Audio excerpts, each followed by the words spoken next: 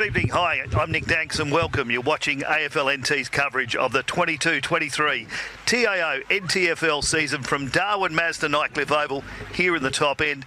Tonight, PINT Football Club will join the top flight of football in the territory for the first time, having won the minor premiership in Division 1 last season. Though ultimately losing the grand final to Banks, the Green Ants showed enough to earn a place in the Premier League for the first time in their 41-year history. And joining me tonight is Will Zar. Good evening, Will. How are you, buddy? Good evening, Nick. Yeah, very happy to be here. Another great start of what's sure to be a great footy season here in the NTFL. Obviously, it's our wet season. It's starting in wet season style. Plenty of rain tumbling over the past 24 hours. And yeah, looks like we're in for a bit of a wet and sloppy one tonight. Absolutely. Look at the weather map. I think there's a bit of rain going to come through at least till half time. But even then, I'm not even sure that's going to go away. But we're under lights here at Darwin, Mazda, Nightcliff Oval. And this should be a beauty. The big thing is, speaking to a couple of players, I'm not sure what we're going to get out of PINT tonight. It'll be very interesting, of course, in their first game. Yeah, absolutely. I think they've got a great coach there in Shannon Motlop, who he'll bring plenty to the table. But to be perfectly honest, I think they talked or I heard whispers of a big recruiting game from them. And you look at their team sheet and there's not as many big names as I was thinking a couple of months ago when I heard who they were looking at chasing. But we'll see how they go. They might have recruited well instead of for the big names. Yep, they played right across Australia, these guys from PINT. 11 have played in Victoria, 5 in South Australia, 3 in New South Wales, a couple in Queensland, and they found a Western Australian as well. So it's going to be interesting. But also congratulations, making history tonight is Josh Cooper. He's been appointed to a field umpire for the match. He's just 15 years and 48 days old, making him the youngest field umpire to officiate a men's Premier League match. And well, amazing. I'm not even sure I was allowed to go to footy by myself at 15, let alone do a Premier League game. Yeah, it's a great story. We love to see our junior umpires shooting up through the ranks. Obviously, we saw Emma Stark take it to the big stage with the AFLW in round 1 a few weeks ago. And yeah, great to see the young fella following her footsteps. And of course, just before the game goes, we'd like to celebrate TIO's opening round. It's been a tremendous partnership for all territory football. We're thrilled to have them for the 31 years they've been here. We're not far away from bounce. So it looks like we'll have Brock Carter up against Jackson Bowen for the first hit out. Just here waiting for the, I think for the siren to blow and then for the game to start. And young Josh has got the first bounce. It's a great start for young Josh. We'll see how he goes. And it's PINT who get their first hit out in their first ever ruck contest in the Premier League, but straight down to a bit of a scrap and a bit of a scrum, still in the centre square and yet to have a true disposal here. So yeah, I think as we see the rain falling out, it's going to be a bit of a wet and slippery start for both these teams this year. PINT tried to get a kick out there, but didn't quite go their way. Shooting through. They're coming back now, out to Lee Peters. He can't take it cleanly. Nightcliff take possession now, coming towards the seaside wing, I guess you'd call it here. We'll have a ball up. And Carter gets a hit out. Cam Eilert picks it up, but he is pressured towards the line and takes it over. I went out on the ground earlier before the game. It's in really, really good condition, even though the rain's out there. So it'll be interesting to see how the ground holds up in this first round of the season. But it's in great condition at the moment. So another ruck contest here. Looks like Bowen got that one. Nightcliff player wrapped up in a tackle early. And PINT, well, both teams have really sort of brought the pressure here. I think they're aware of the conditions and know that in the wet, if the game gets away from you can get away quick. Here comes Nightcliff. Kick goes forward there from Hammond. And umpires called a free kick going Nightcliff's way. So it'll be Sean Wilson. He kicks it to a good lead there. And it's to mark, I think it's Mummery. It's been pretty much standard. We thought it would be to start it. It's pretty hectic out there at the moment in the wet, but he's got a chance here to put him onto the scoreboard to get it started for Nightcliff. And as you can see on screen there, he'll be lining up and kicking from in front of that Nightcliff clubhouse. So plenty of support behind him riding him through. Starts his run up now.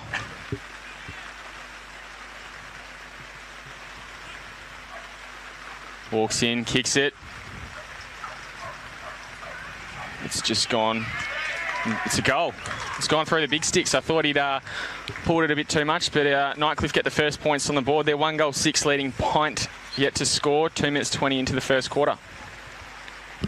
And it's been a big day today. Of course, the footy, we'll have a look at all the other scores during the day as well. But a big night last night at Gardens Oval with a 101-point win to Waratah to start their season in big fashion over St Mary's. Yeah, I don't think anyone saw that coming, Danksy. I think people thought St Mary's would come out again and be the strongest team. Obviously, they're probably the strongest team in the NTFL over their history. Yep. But they got absolutely rolled, 101 points, and they didn't look in it from the start. I think it took them till sort of halfway through that second quarter to get their first goal and just ran away from them. Restarting here at Darwin Mazda Nightcliff Oval, and ball comes forward again for Nightcliff, but they can't get a clean possession. So another scrappy set of play, and the umpire will ball it up in the middle. Cammy Eilert going in again hard. Lost count how many seasons now. Deary gets it there down to the man Cam Eilert, kicks it forward, but only to an opposition player. I think it might be Paddy Doyle there. Comes up to the near side. Carter the target, couldn't take the mark, and Nightcliff there to rope. Here's Melville, gets a cheeky one away on his inside.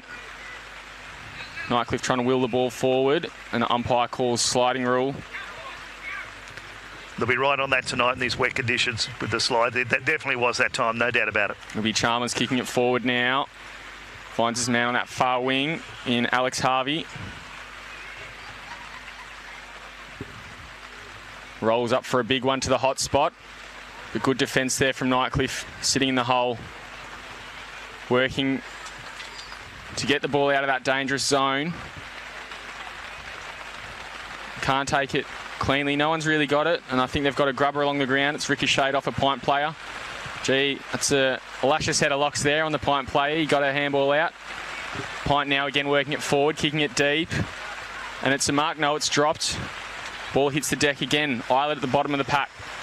Goes out to Wines. And now a kick out to the flank. Oh, a fly there, but no mark. Eilert again finds himself with it. He's had a couple of touches early. PINT player takes possession, instantly tackled, trying to plead with the umpire, making an attempt, and the umpire will say, my ball.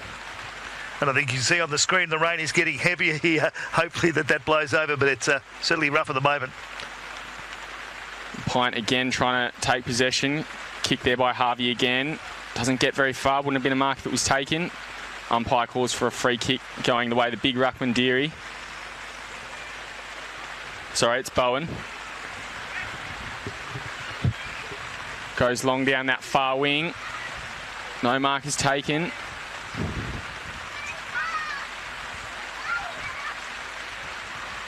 Ball spills over the boundary line. We'll have a ball up.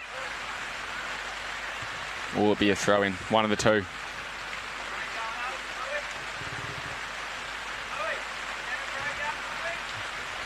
Carter gets the tap out. Down there to Chalmers. He's had a bit of it early. Nightcliff defence holding up. Here comes Brown into the middle. He finds his man in Howe. Looking to move it very quickly. Good work there from PINT. Now they kick it forward.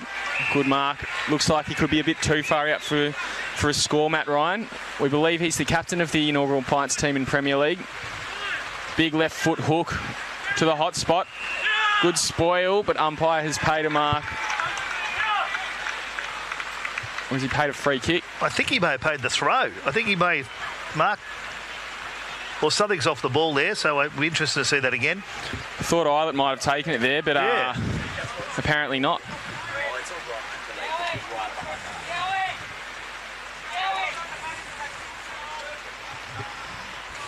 So in he comes, he kicks, and that's PINT's first ever goal in the NTFL Premier League.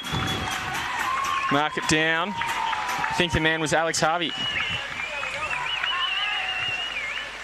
That's one for the trivia questions in years to come. I hope I've caught that right, thanks.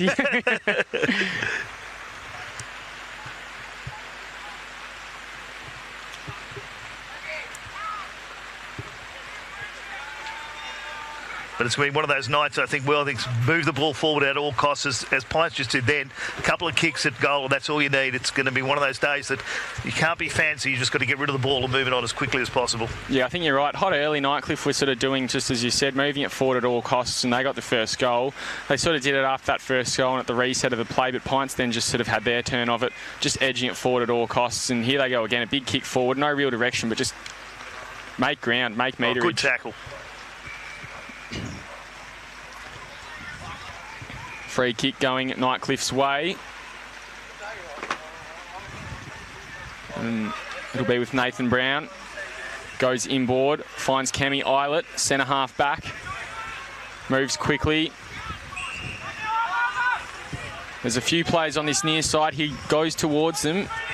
Good mark there from Hammond. He goes forward now, inside 50. Without direction again, and Pint will rebound that. They go across the ground. I think that might be skipper Ryan Nyhouse on the far side there. He takes the ball. He's got an arm around his shoulder and he's paid the high tackle. So he'll go back and see what he can do.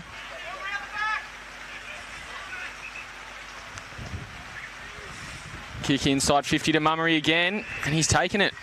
Again, I think it's a bit tighter angle than last time. A bit hard to tell exactly where from the opposite side of the ground, but if his last kick's anything to go by, he's got the right shoes on tonight, Danksy. Yep, he's had a sighter early, so he's a similar position. As you said, a little bit further out, a little bit more to the route, but certainly on the right side of the ground as well, so we'll see how he goes here. Good crowd here tonight. Good support, of course, for Tigers as always at home, but also massive. Good crowd from Pint, which you'd expect in their debut game. Yeah, despite the weather, great to see them all sticking around after their games and watching the Prems play. Mummery goes in, and that one is just a behind. So they extend their lead to 1 point as we tick towards a 10-minute mark of this quarter. You're right there, Will. The goal umpire's not helpless much there. He didn't move at all, did he? I thought he's going right over his head, but he obviously snuck in through the point post. So kick out from fullback, goes down to the Bowls Club back flank. No targets were hit, and Nightcliff again edging it forward as they can. Close to the boundary line, and the boundary line wins the ball.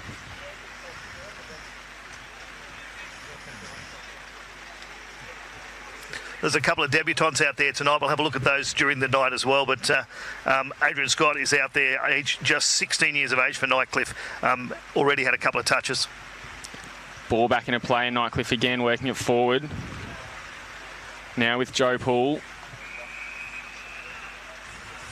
And boundary line again finds it.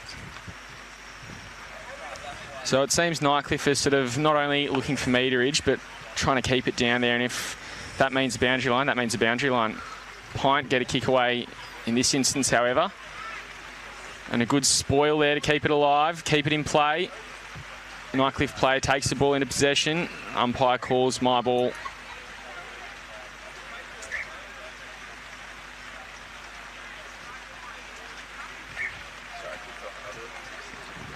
Good hit out from Pint, and they work the ball forward again. But not too far. Nightcliff there to mop it up. Kick down the wing. Can't quite find his target. And he ricochets off him over the boundary line.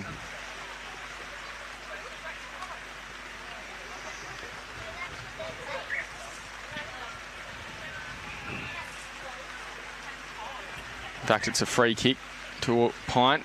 They go long. Carter the target. He gives a hands off. Nightcliff working it forward. Quick hands out, quick hand forward. Grubber along the ground. Runs through, picks it up. Philo now gets a hands over the top. I think this might be Joe Poole. It is, but it's Silver Yusuf who mops it up and gets a rebounding 50. Only finds a Nightcliff man. Well cut off. He's got a target in mind. Kicks towards him. Can't take it cleanly. It's a slippery pill out there.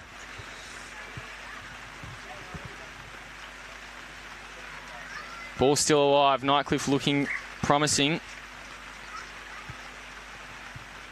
Now ball inside 50 and taken over the boundary line.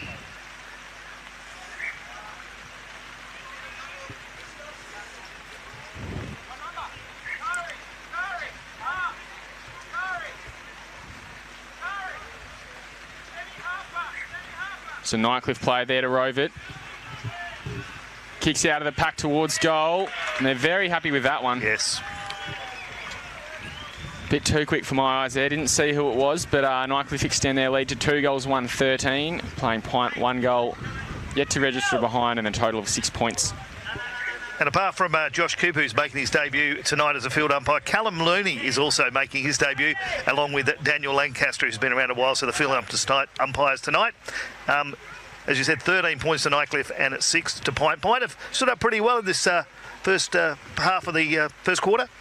Yeah, absolutely. As I said, we don't really know what we're going to get with them. It's a bit of an unknown, and probably the biggest unknown of the NTFL season this year. But you know, Nightcliff could well have blown them out of the water, and I don't think any of us would have been surprised, and PINT could be leading as well. So good to see that it's just a 7-point margin at this stage of the game. PINT now with the centre clearance going forward. Nathan Brown tried to take possession, and he's almost pushed over the boundary line there, but we'll have a throw in on centre wing. Right in front of us here in prime position, Danksy. Yep, right next to the change of gates in the rain. It's good. Umpire throws it in. Players jostling for position. And Nightcliff get the ball forward. Joe Poole couldn't take the mark. PINT player held and paid the free kick. Sporting the helmet, I think it might be Angus Dundon.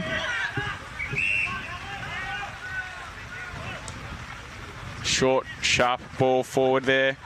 Oh. To Brody Motlop, and umpire's given him a free kick there. The youngster kicks it forward. Good work there from Joe Poole, and Nightcliff on the rebound. In the counter-attack, they'll go forward.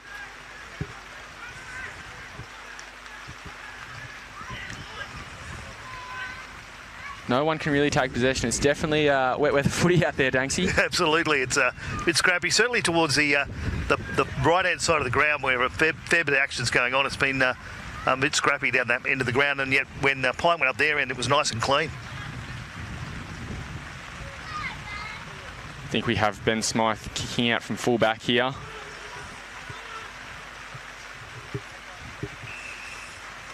And again, he goes down that Lawn Bowls wing towards the Lawn Bowls flank. And PINT managed to keep possession, kick it forward there, missed his target, but bounced past the Nightcliff player as well. And again, oh, he's pinged for holding the ball. Nightcliff will have the free kick just back of centre. I think he was pretty stiff there in the wet weather, but he did take control of it. So it'll be Geekus. Try to move it on early, but umpire called him back. He now goes sideways, a bit of a switch play coming up. They come down to this near wing. Good spoil there from the PINT player, and we'll have another boundary throw in on this commentary side wing.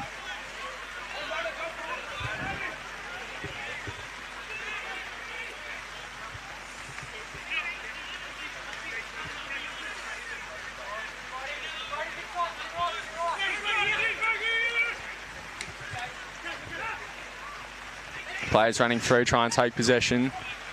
Comes to the bottom of the pack. Young Cooper calls for a ball up.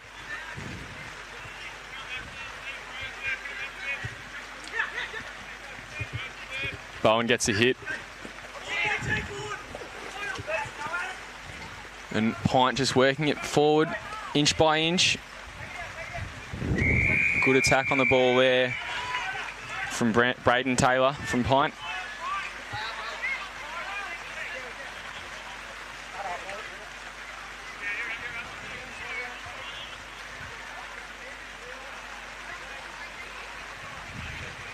In fact, it's a free kick going Nightcliff's way. I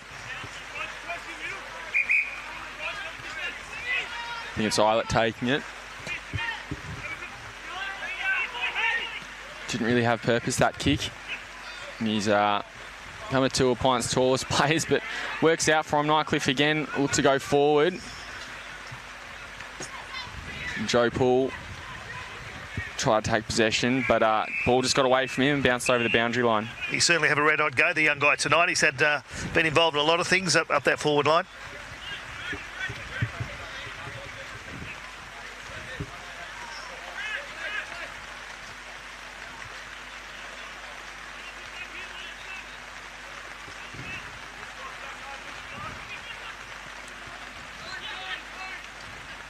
Ball comes in, Pint take possession again, though it's held to them and taken to the ground. Umpire will call for a ball up. Big boundary throw in then, went over the top of a lot of them. Big Carter gets the tap down. It's almost tunnel board out there.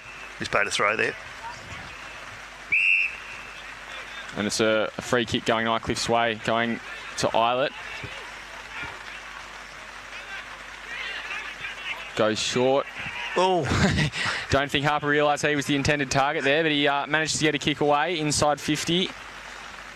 He can't find anyone. I think it's Howe goes towards goal. I think He's kicked it. Yeah, I don't think anybody apart from Cammy Eilert knew where that ball was going. They weren't ready for it, but they did recover well in the wet and kicked a nice goal. So Nick Howe adds one to the scoreboard. It's 3-2-20. Nightcliff leading Pint, 1 goal, 0 behinds, 6. 14-point margin as we edge towards the 19-minute mark of this first quarter. Pint look all right when they get by themselves, a bit of space, but of course Nightcliff not giving them any space and very hard to get any on a wet light tonight. But I think when they play some dry weather football, they're going to be they're moving the ball pretty well. Yeah, absolutely. I think you know, this wet weather definitely throws a spanner in the works, especially when it's your first game competing at this level. You know, it's a whole new world for them, and the rain just adds another layer of uncertainty.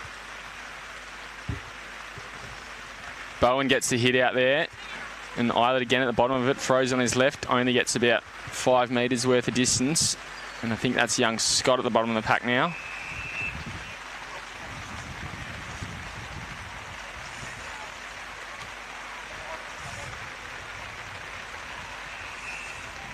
Free kick going the way of Big Bowen.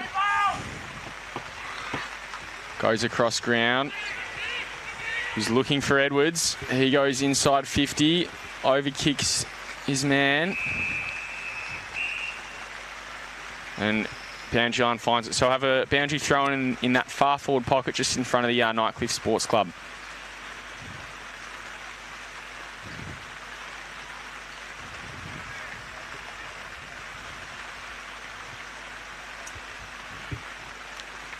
Robinson, I think he got his hands to it first for the Tigers. Ball finds itself yet again at the bottom of a whole bunch of players. And I think Eilert's right to the bottom of it. Yep, there he is. Surprise, surprise. Who would have thought?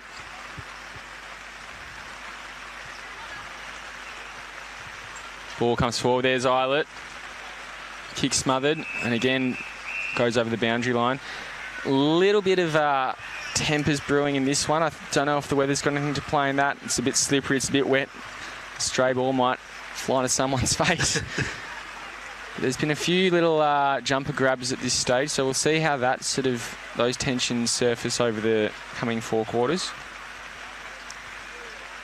Nightcliff again, take it out, try to work it forward. He gets Philo there. He's almost held without it. I think the boundary line saved him then, because I think he was in trouble then, the Pint guy was. Yeah, I think he got very lucky there.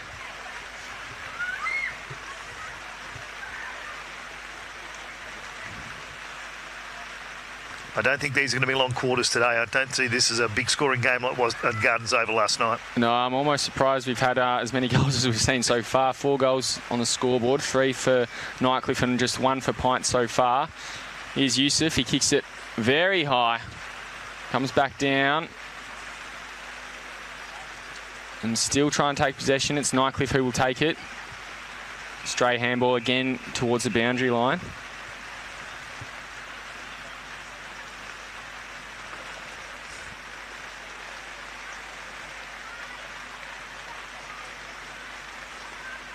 Umpire throws it in. Big Bowen gets the hit out. almost tries to rove his own ball. I think he's at the bottom of the pack there. Umpire calls for another ball up.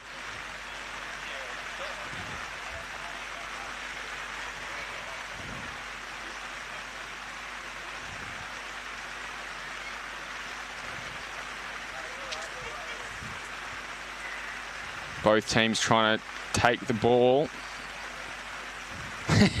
Interesting tactic there from the Nightcliff play. He sort of tried to use all his weight to drag him down, but didn't really have an impact on the big fella. Yeah, I don't think the guy from PINT was trying to get rid of it very hard either. No. So. Both probably call out a nil or draw, I think they will, Danksy.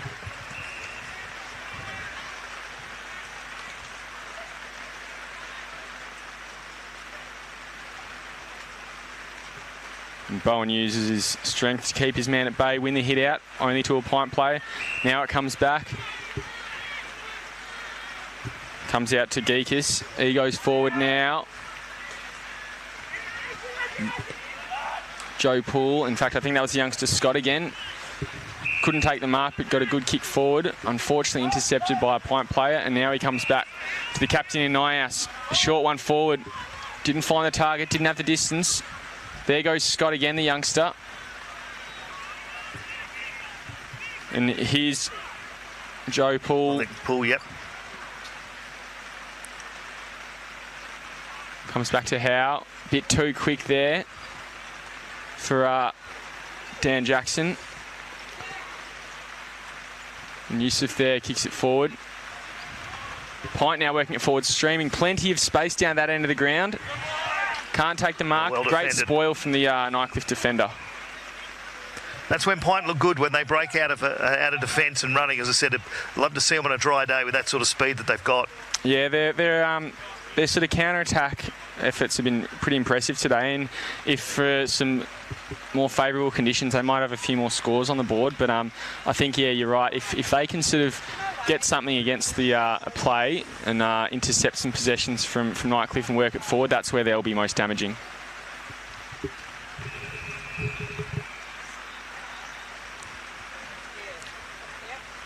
So we'll have another throw in that forward pocket for PINT, hoping to add to their solitary goal.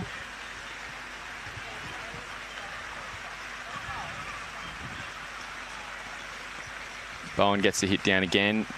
He's probably winning the ruck duel at this stage in terms of hit-outs anyway.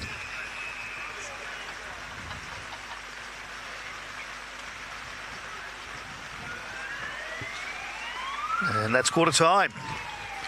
Nightcliff will be happy with that. They've had a couple of big changes at Nightcliff during the off-season. Yeah, they have. They've obviously seen their former captain, Philip Wills, move over to Palmerston. I think Liam Holt-Fitz has also made the move to another club. And, yeah, probably, the team that won them 3 flags is no longer going to... It's not going to be the same team that brings them a 4th flag in 5 years if it's to go that way. But, they've started pretty impressively. I think this year, even though they didn't win the flag last year, they're almost going to be the ones to beat, and especially when you look at 101-point drubbing last night of the reigning premiers. It's... certainly open for grabs so far, but PINT's first quarter of Premier League footy and a single goal. They trail by 14 points, but they've still been impressive. And, we'll see how they go in the second quarter. We'll be back with you shortly.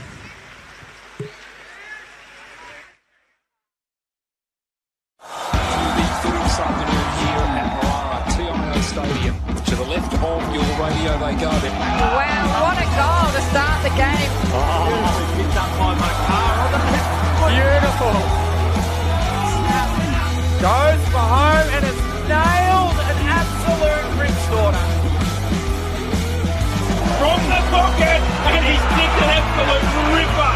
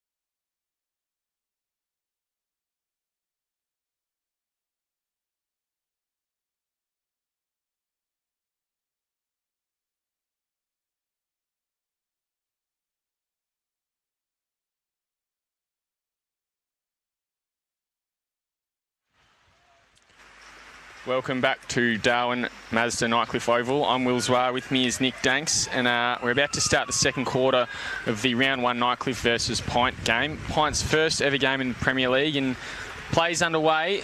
Ball flips out, Nightcliff looking to work forward and make the most of it early. They went into that quarter time break with a 14-point lead, Danksy, and it was, obviously they held PINT to just one goal, but PINT looked impressive in their first ever outing. Absolutely, running on top of the ground. They've done pretty well, but Nightcliff are just pushing the ball forward at all costs, and they're hunting impacts, which is it's upsetting PINT a little bit. Yeah, it's a wet and slippery game. It looks like it's sort of going to follow that suit for the rest of the for the remaining three quarters. But it's a bar of soap out there. Very few possessions, plenty of balls spilling over the boundary line, and plenty of ball ups as the ball comes to a bottom of a pack, and no one really wants to relent and give up too much ground.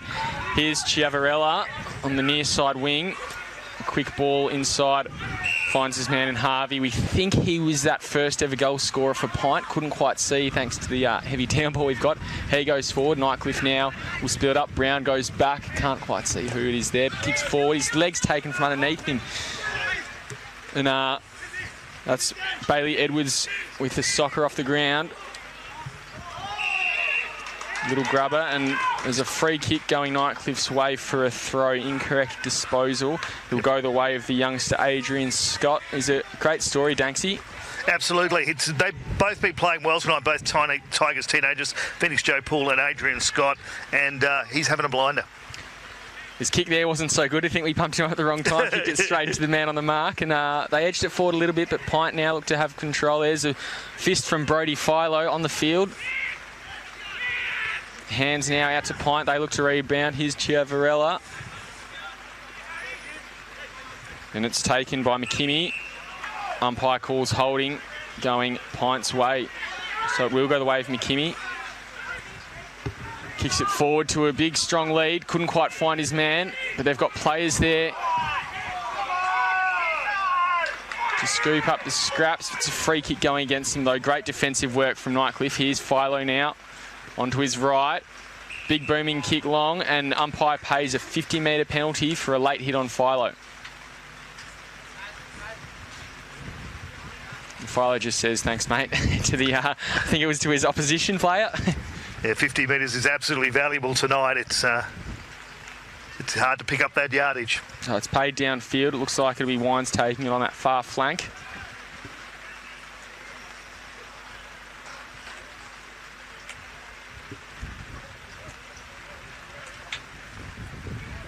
Kicks towards goal. Umpire doesn't move. Good way to start the second half for the Tigers. Of course, we're really pleased to extend our broadcast relationship with the NT News for this season, TIO season. It's a key component. Last season, 175,000 matches were streamed through the NT News platform, which was a 30% increase in viewership the previous season. Now you and I on here, it'll probably even go more next year. Oh, you'd like to think so. Yeah, it's been a great partnership over the past couple of years, and always great to be here helping out with the call. And as you're saying, Adrian Scott's having an absolute great game. He's actually been with the Tigers since under 12, so to be Premier League tonight is congratulations to him. So Nightcliff have extended their margin to 20 points, and PINT need to be careful it doesn't get away from them here. They put up a gallant fight early, but they need to hit them on the scoreboard. Bowen with another hit out. Comes to Eilert. He's been all over it early too. Wheels around onto his left. Goes forward. Here's Scott again. He doesn't get to the ball first. PINT trying to take possession. Boundary line beats them all.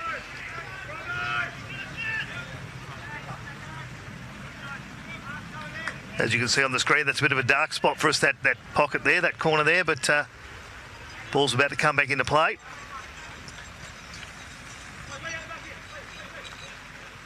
So PINT ruckman gets the hit out. Rovey gets the kick. Nyhouse gets it to, I think it was Jackson. He's got a bit of a colourful footy resume from what I hear down south. Ball now goes forward, and there's a free kick. Is it another 50-metre penalty or just a downfield? Yeah, downfield off the ball incident. So it'll be Sam Harper taking it. No, it'll be Sean Wilson.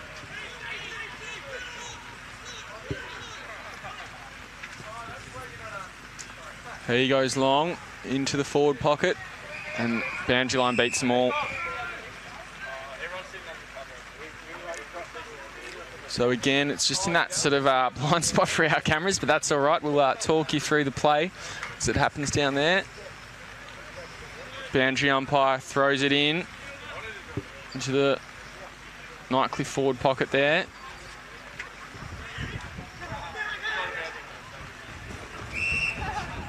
A few players going head first over the ball. Plenty of courage out there, and Howe gets a free kick. He's already got one goal to his name. He goes forward now.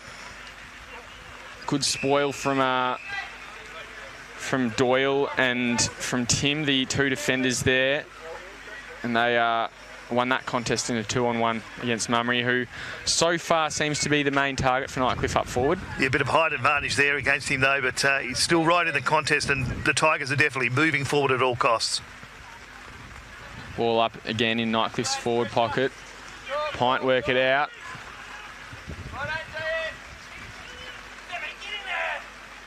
Hands out to Yusuf. Throws it on the boot. McKimmie was the closest man to it, but not really the target, and Nightcliff will reload and have another crack at it going inside. Yeah, that was definitely thrown on the boot and hope that wasn't it? Mummery the target again. Went for a big leap, but he couldn't take it. And Pint again looking to mop it up. Gee, that was clever from the youngster. I think that was Scott just behind with the little check side. Yep, it was Scott. He did try the check side there. He was a bit hard to do with a wet ball on that angle as well. Very ambitious, but I like it from the youngster.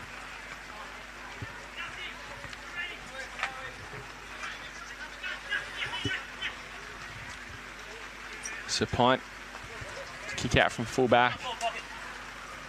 Sort of almost feel like they need to change something up and just do something a bit different. Yeah, the Tigers are just cutting them off at about the centre of the ground, aren't they? They're just stopping them from going forward.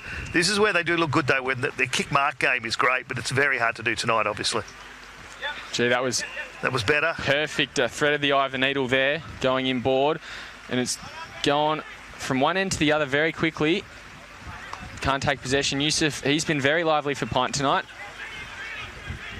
Comes out now though. It's Joe Phoenix. Phoenix Joe Poole is his name. You'll hear that a lot tonight, I think. Can't find his target either though. And the umpire calls holding the man, going Nightcliff's way. Wilson goes back to Philo, sells some candy. Gee, that's great in the wet weather. And the barrel on the boot. It's pretty good execution. Beats everyone and heads towards the boundary line. It's hard to tell where we're sitting how far that was, but that was a decent shot. He had a go. He's probably kicked it from sort of, middle of the ground sort of distance out, and he's beaten everyone and it's bounced over the boundary line near the behind post. So he's got a booming boot when he gets onto it, Brody.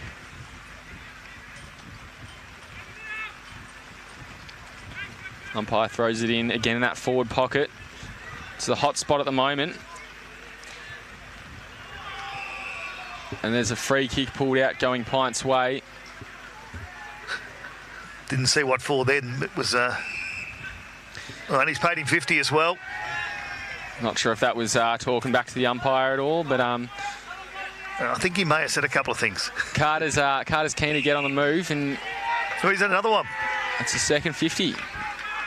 So you said it a couple of minutes ago, Danksy. These 50-metre penalties are going to be pretty valuable in the wet, and he's just received two then and gone from full back to almost, in fact, he will be in a scoring position. That's two pretty big 50-metre penalties as well when you look at it.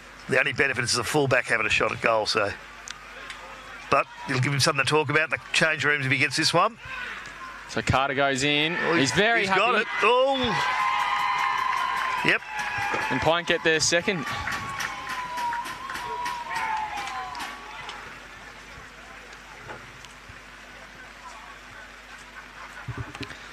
So they reduce the margin. It's Nightcliff now 4-3-27 on Pint. 2 goals straight, 12, a 15-point ball game here.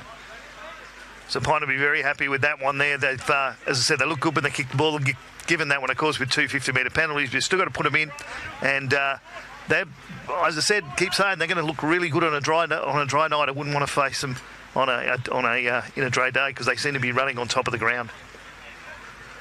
But the usual suspects from the Tigers, the Cammy Islets and so forth, have been right in the bottom of the packs all night, and I think that's helping Nightcliff, and they're pushing the ball forward at all costs. Yeah, you're right. Cammy Islets started the game on fire, and Brody Philo, not so much, but he's certainly working his way into it with a couple of big plays. But back to the footy at hand now, and it's Jackson gets it out to Islet. He now kicks it forward. Another barrel. Inside 50 for him. They can't take possession. Here comes Pint. Cheeky handball over the top. I think he might be pinged. Joe Poole kicks towards goal. Umpire calls advantage, and it's rolled through. Rolled through. Gee, what a great goal from the youngster. Absolutely. He's taken his opportunity there.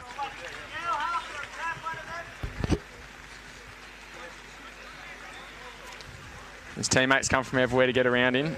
And, yeah, great goal there. Just sort of let his footy do the talking. Played on, kicked it. Umpire says, off we go. And extends the margin again, back out to 21 points. So Phoenix Joe Poole, as you said, you're going to hear a bit for him tonight. And when you see stuff like that, you're going to hear more of him all the way through the season, I would have thought. I think we will, yeah. Him and Scott have both been very impressive earlier, two youngsters. And, yeah, hopefully they can maintain it throughout the season for Nightcliff. They'll definitely be in for a chance to go far in the season if they can keep those two youngsters going well.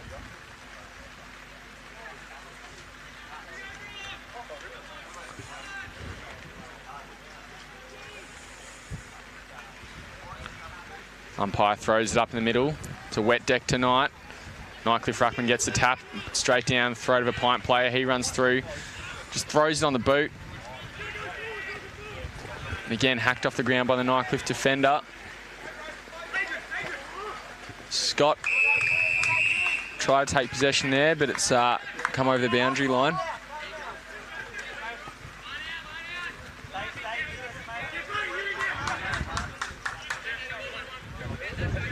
Coach Bucks makes some changes with the ball over this side. Ball comes down again. Carter almost tackled without it then, but umpire lets the ball go through. Geekus gets the hands back. Now thrown on the boot. Good mark there by Joe Poole. Turns it over though to Elliot Chalmers, who he's also been another one who's been impressive for Pint so far. Now comes through to Harvey. Goes down to George. Just got a kick away in time. But only gets it to his opponent, Stan Cox, the Nightcliff defender. It's to where Pint look good when they're running with the ball. It just, Nightcliff are just putting too much pressure on and let them do it too much. Kicks it down now. Finds Chalmers. Good mark. In fact, Chalmers is intercepted there. Just read the ball a bit better.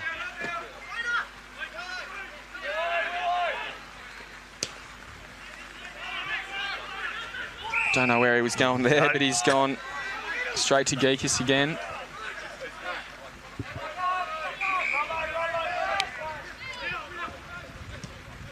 Throws on the boot.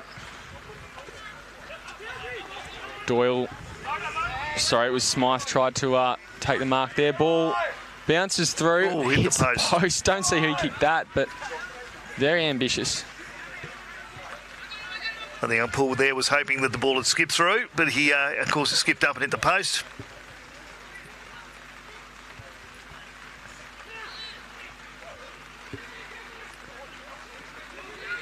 Short, sharp kick. Couldn't take the mark. Tim couldn't. He's tackled. They're under pressure instantly. Here come Nightcliff. Wilson snaps towards goal and straight over the umpire's head. Right idea there, but it's a coach killer when it doesn't pay off.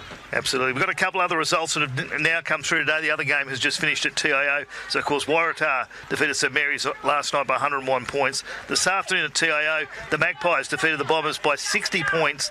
And the Buffs have just beaten Wanderers by 22 points as the three other games for round one. And, of course, this finishes off. And it's been a good one already, but it's a shame it's been in the wet. It's because I'd love to have seen Pint play if their first game on a dry pitch. But this is what you're going to get through the whole season. So they might as well get used to it.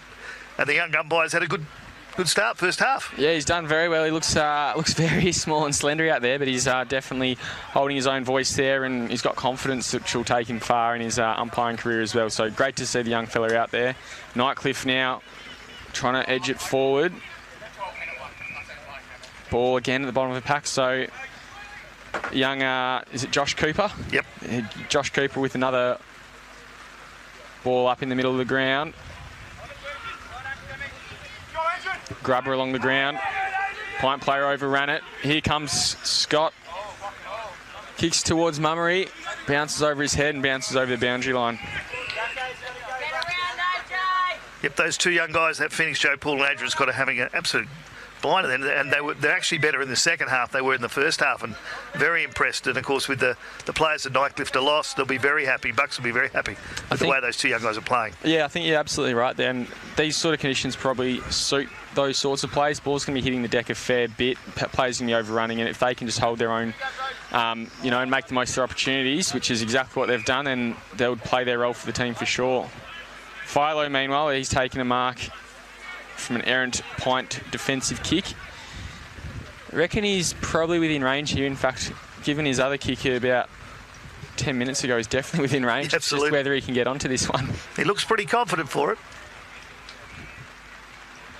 We're right behind him here, so we'll get a great look at it. Nightcliff already out by 28 points. Oh, he's taken that to the right in the stone there. It's not a bad spot to kick it. Almost a push in the back against Doyle. But ball bounces over the boundary line.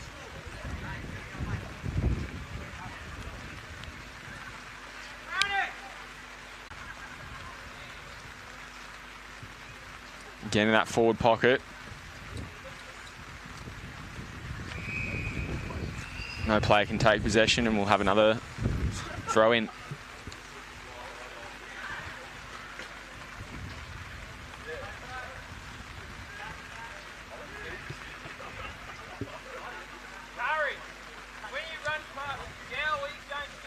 So Carter gets the hit out, but again, boundary line beats them all. Yep, it's pretty tight over in that pocket at the moment, and the way that it's been played tonight, it's probably going to stay there for a while. It's Pint are going to find a way to get some hands on and get a clear run of the ball. Bowen gets a hit that time. Nightcliff player jumps on it. He's wrapped up instantly, tries to get it out. Umpire calls a free kick. Not a sufficient attempt to get rid of it. Finds Yusuf, he'll take it, he'll turn, he'll go. He takes one bounce, very brave in the wet. Decides to kick instead of taking his second, misses his player, and there's Nightcliff players running back in a wave. Plenty of numbers. They should get out of this one. Good pressure though from the Pint forwards. Nightcliff now go inboard. Umpire says didn't make the required distance.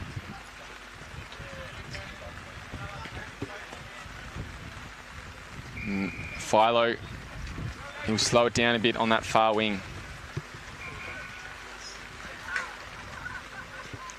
Another big kick from him. Just goes for meterage. Yep, back to that pocket again. The Pint looked out there, though, before. I don't think he needed that bounce. If he'd have taken a second one, I reckon he would have got caught. But had no one to kick to when he got out of there because they're all over there in that pocket. Yeah, and possibly just needed to sort of take a few extra seconds and look where he kicked. He just kind of bombed it, and there was a player at the fall of the ball, but it just couldn't quite reach him. If he'd slowed down a bit, maybe they might have had a bit more of a chance. Nightcliff instead, though, edging it a bit more further forward.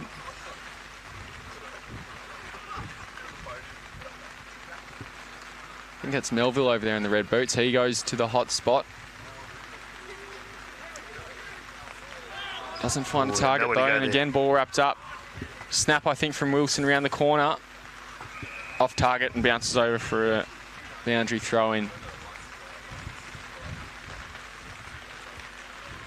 I don't think the rain's getting any less here at Darwin Mazda Nightcliff Oval, but let's hope it does in the second half. No, I think this might be us for tonight, Nick. I think it's just going to be a fairly consistent downpour.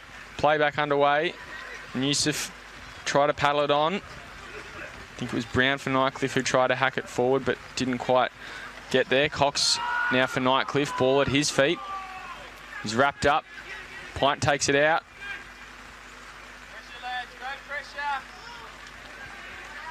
Ball now comes through. Wilson on his left, his non-preferred. Goes towards Mummery. Couldn't take the mark. But there's Politis at the fall of the ball. He tried to take it. Pint just throwing it on their boot. Not accurate kicks, not good kicks, just trying to get it out of there. And there's a... the temper that, yep. Yep, we called it a bit earlier. A few tempers in this one, a few tensions flaring. I reckon the umpire lost his whistle there for a while because there was a bit going on that was nothing being paid, so... So it'll be Chalmers, and he's had a free kick paid to him against Howe. It's an interesting battle, that one. Both been pretty good tonight.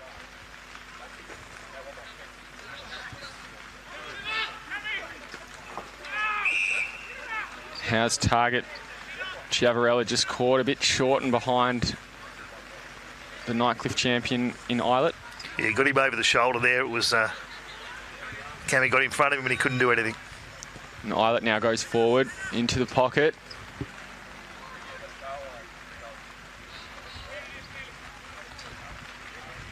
Still just ball, trying to find someone to take it and say it's mine.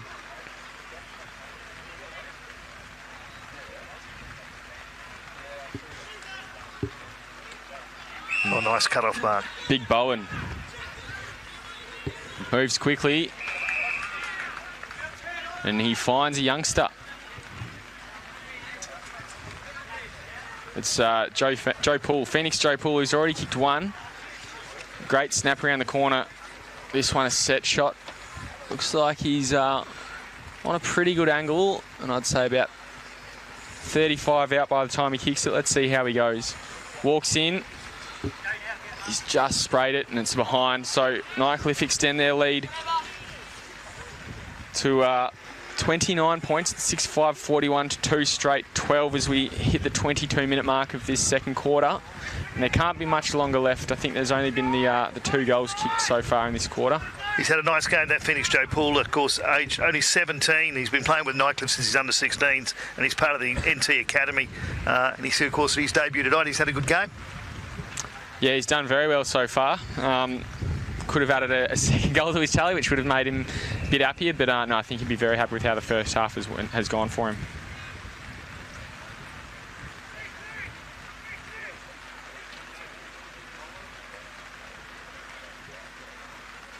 Ball comes in. Bowen got a fist to it. No one's really taken possession yet. Umpire calls a free kick going in Pint's favour. It's a big fella, Carter. Hands it off. Ball now works its way. Intercepted, though, by the captain in Nyhouse. He's going to be crucial for them this year.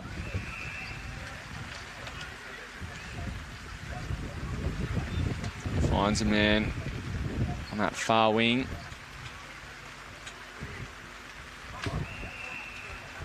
It's turned over, though, and Pint, I dare say they've just got to go for it here. I don't know how much longer is left in the quarter, but they'd almost risk giving up something if they can just add a little bit more to that scoreboard. Unfortunately, they turn it over straight away. Yeah, it's a bit of a kick at the moment. I don't think there'll be much left of this quarter based on what the goals that have been scored this quarter and what we'd got in the first quarter. No, not too many goals. There's been a fair few balls over the boundary, though, which could add a few seconds, but I think we'll be hitting red time pretty soon. Wilson now breaks through, wheels around on his right, kicks forward. I think it's Scott at the fall of the ball there.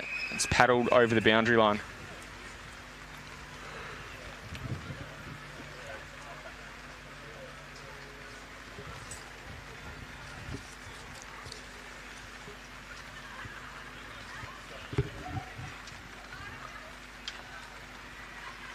Nightcliff get the ball, and there's the siren. It's beaten them to it, and so we head into the half-time break with a 29-point margin. Nightcliff on 6 goals, 5-41, leading Pint 2 straight 12. And Nightcliff is definitely a bit on top of this one. Pint have been promising, but Yeah, I think we probably thought that Nightcliff would be a bit of a strong match for them, and we'll see if they can come out in that second half and reduce that margin, or if Nightcliff will run away with it.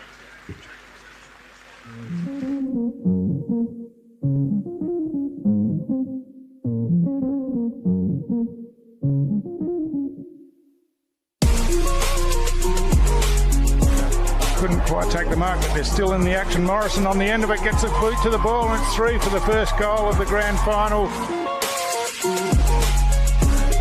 On her own, you do not let her roam around on her own, especially about 30 metres out. As we know, and that has gone through for a goal to Dominic Carbone.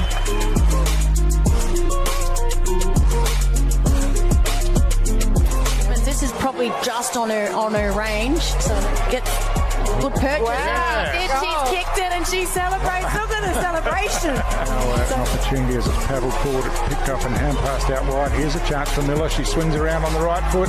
Looks pretty good. Ebony Miller. So yeah, she gets her hands on the ball. Yeah, it feels amazing, especially bouncing back from last year's grand final. Working hard consistently with the girls, and it's fulfilling to get this. There's a ritual from under 18s grand finals. I thought, I better bring it back. We won 3 in under 18s, and look, we're premiers now. Congratulations, all well done. Thanks, Nick.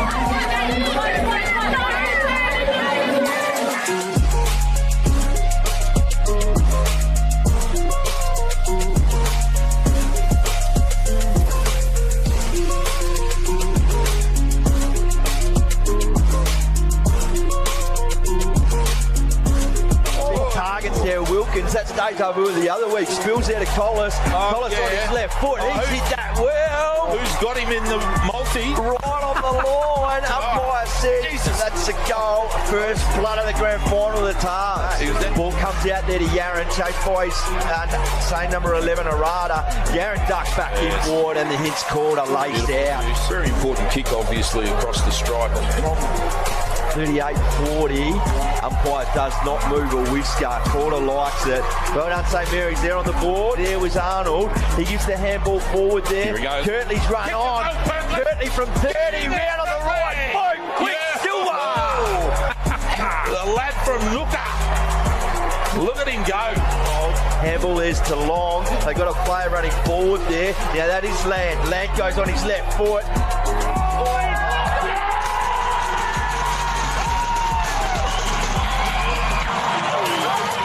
We pride ourselves on the St Mary's being a worker. Yeah, we've got blokes who, can win league medals. We've had players who've played AFL, but when you put this jumper on, it doesn't matter who you are or where you come from or what you've done. It's what you do in the jumper that matters most. So, which is a great reward for the guys that have put in the hard work, not just this year or the last 2 years, but the last 5 years, like I said, since we haven't won a grand final.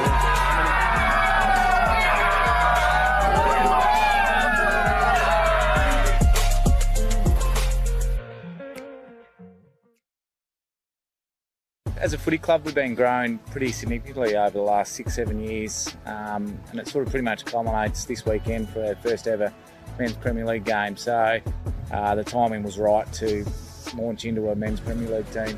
It's a whole new era. We've been sort of right up there and playing in grand finals, and I think the talk around town is why don't Pints put in a team in the Premier League. So we're probably getting into a position off field that we can do that. And why not? Why not step up into the higher grade and test ourselves? So that's a very challenging time, but we're looking forward to testing ourselves with the Premier League teams. We've got a special jumper for the day that sort of highlights a bit of our past, so they'll all get to wear that, and we'll auction them off in a couple of weeks' time. So it has taken a lot of work, and there's been some key people who've done a huge amount of work, particularly over the last 12 months to get us here. But we'll see on Saturday, there'll be a big contingent of green and gold there, and it'll sort of make it all worth its while, and then as we develop.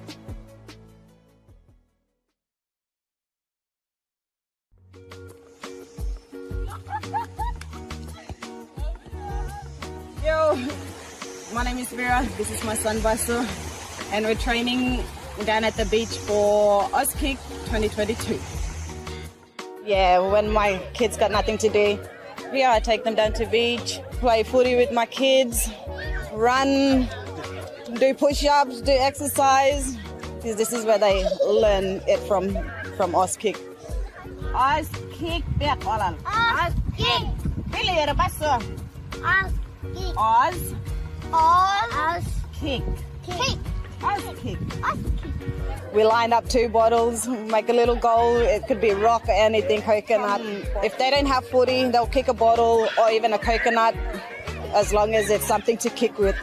Yeah, so Vera's been sort of a revelation. She's a parent that came down at the start just to help with her kids who came down. She has not missed a beat, so she's turned up. She just said, Webby, how can I help? And, just started to give her a little bit each week, to the point where at week 4 or 5, she ended up by saying, Vera, you're right to go, you can be a coach. She's actually taken them for the last 4 weeks, and she's been our head coach, hence why she's now got an Oz kick top, Oz kick hat, and she loves it. She goes home, she teaches her kids. I really love participating in Oz kick, helping the others, playing with the kids, doing basic footy skills with them. I wouldn't think that I'll be coaching, but yeah, it changed my life. It's just everything Oz kicks, about.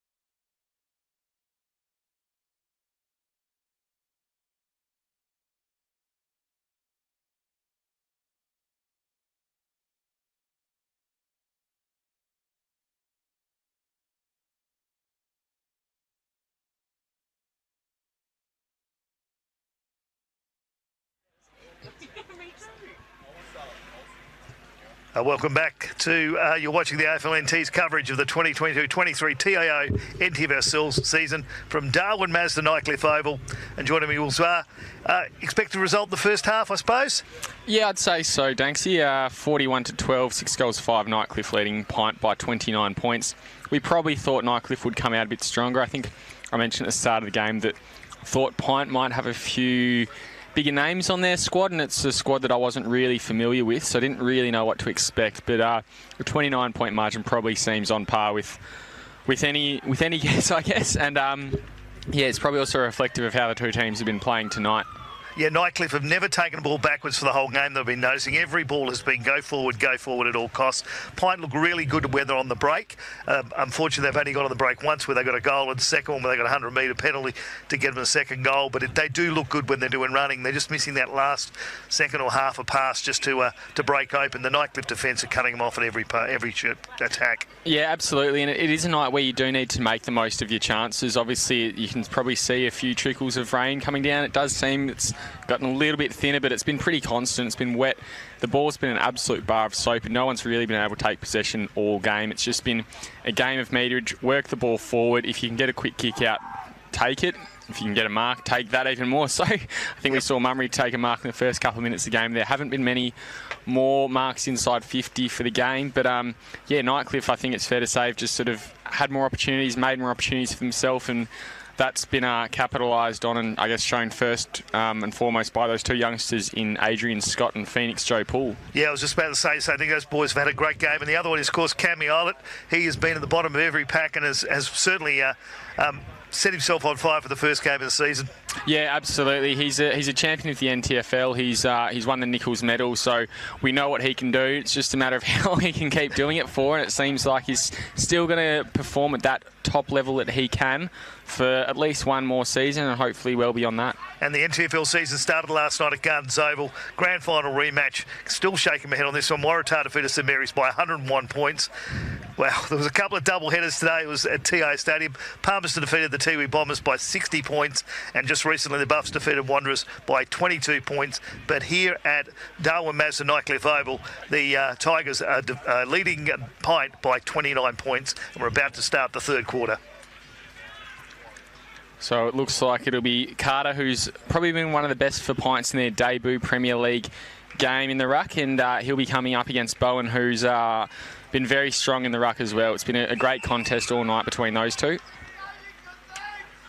Let's see how they go. Carter gets the tap down, just works it forward, but Eilert is there to pick it up, and as you can see, it's just an absolute water well in the middle there.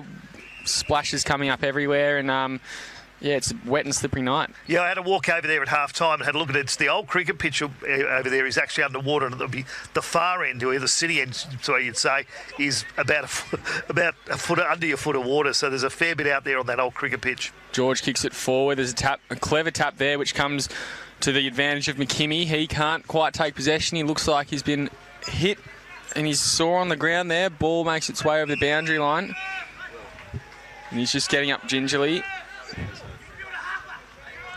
In fact, there's a free kick going Nightcliff's way in that back flank. Eilert will take it.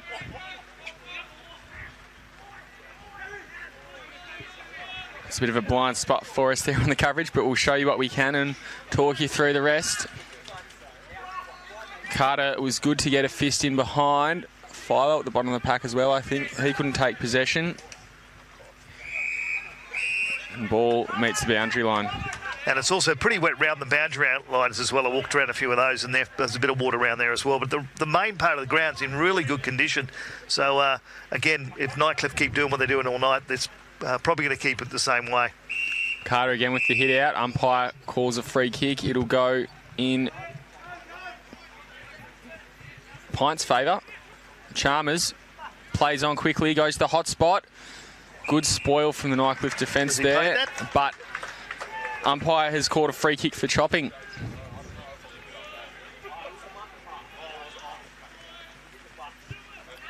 So it looks like it'll be the captain, Matt Ryan, lining up for a goal.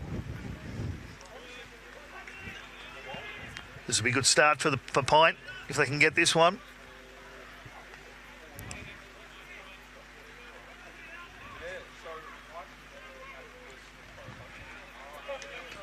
Man on the mark, doing some interesting thing with his hands. Seems to have worked because it's not a great kick at all from Matt Ryan. No, he's pulled that far right. They register their first behind of the night. It's 2 goals, 1-13 to 6-5-41. Nightcliff still holding a 28-point lead. Comes to Eilert in the back pocket. Conducting the play from there, telling his players where he wants them. He goes long down the line, but only finds Chalmers. It's been impressive.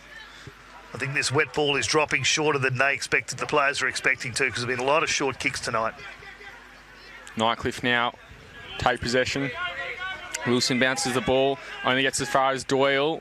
Under pressure, got her hands through, and Mullane kicks it forward. Bounces off the player's chest. Nightcliff now work it. Get a grubber along the ground. Rebounding kick.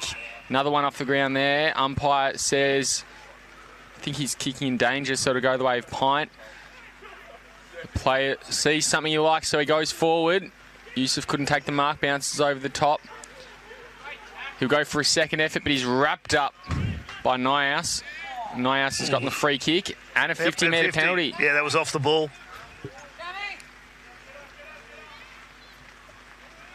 Nyhouse looking to move as quick as he can. He might as well keep... Oh, yep, there was a guy on the mark. Couldn't see him from there. Hands it over. Not sure about that. Looks like it's paid off at this stage. Kicks it forward. Ball spills out. In fact, ball gets wrapped up under another pack.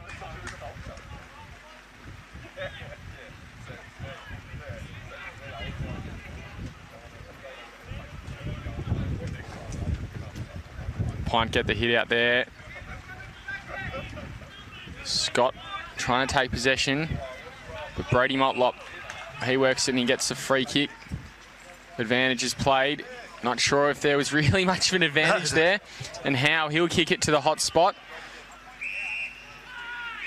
He's going to get another 50-metre penalty by the looks of things.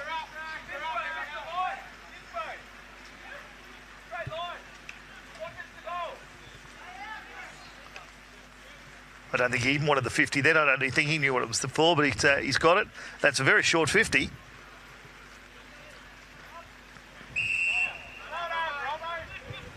Free kick goes way of Nightcliff for a late hit there from Kyle Winter-Irving.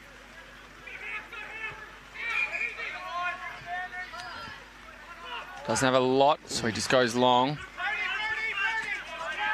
Good hands. Great mark there from Politis. Again, not sure what to go to. Kicks it to the man on the mark. But recovered, didn't give up on it. He didn't. He kept going all the whole time then. There's Jackson with a quick one out. Umpire says didn't make the distance. Harper hands it over the top into space. Will try and rove his own ball. Gets into Motlop and he gets boot to ball. Overruns Scott and finds the boundary line. They got themselves into trouble in the Tigers, but they never gave up on that ball and has got themselves forward into their pocket. So it looks like it's about the 50-metre line, this throw-in.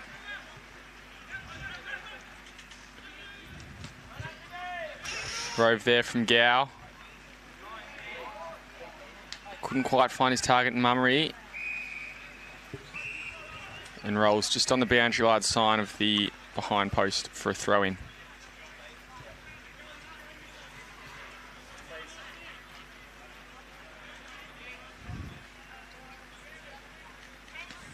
Carter again. He started this quarter well. Politis throws it on a boot. That's high, and that's through the big sticks. That was always coming, that one. Great kick from Petros Politis, and he takes it out to a 34-point ball game. It's 7-5-47 to 2-1-13, and Nightcliff well and truly on top in this one. Yeah, Pint just need to... I think they need to bring the game pace down just slightly on it. I mean, every time that they've got the ball, Nightcliff aren't giving them an inch to move. Of course, Nightcliff get a week off next week, which is a handy way to start the season. Or might not be. We'll see what happens in week 3 for them. But they certainly are running and not giving Pint any room at all. But when Pint do get a bit of space, they do enjoy it and do play pretty well. Yeah, absolutely. And I think you mentioned it before that the kicks just aren't making the distance the players think they will. I think you sometimes get that when it is this constant rain. It's not just a burst down or a shower in a 5-minute burst in a quarter. It's for the whole game, and the ball just gets heavier. It's not just slippery and wet. It's going to be bloody heavy out there. So we'll just see how the teams adjust and how the players adjust to it. Carter again with a hit out, but only as far as a scrum, and it'll be a free kick going Pint's way. Boz looks to go forward. Not a great kick, but it might work out for them. Great hack off the ground from the Nightcliff defender. But again, just without aim, he's gone down the throat of the Pint player. He'll launch it again. Good fist out the back. Ball finds the boundary line.